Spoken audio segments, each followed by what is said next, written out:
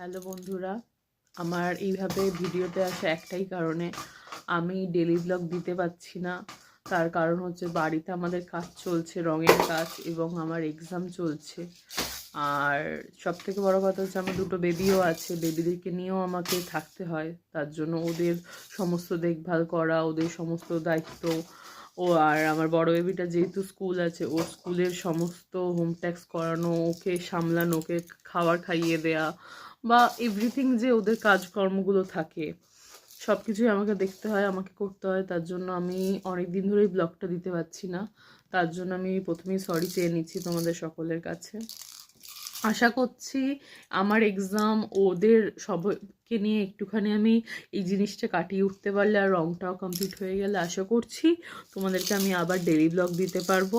এবং আমাকে যেরকমভাবে সাপোর্ট করছো তোমরা, যেরকমভাবে পাশে থাকছো, তোমরা একটুখানি পাশে থেকো, আমাকে আরও এগিয়ে নিয়ে যেতে সাহায্য করবে তোমরা, আমি এই আশাই রাখছি তোমাদের কাছ থেকে। তো আজকে আমার এইটুকুনি বলা ছিল। চল, গুড নাইট, টাটা।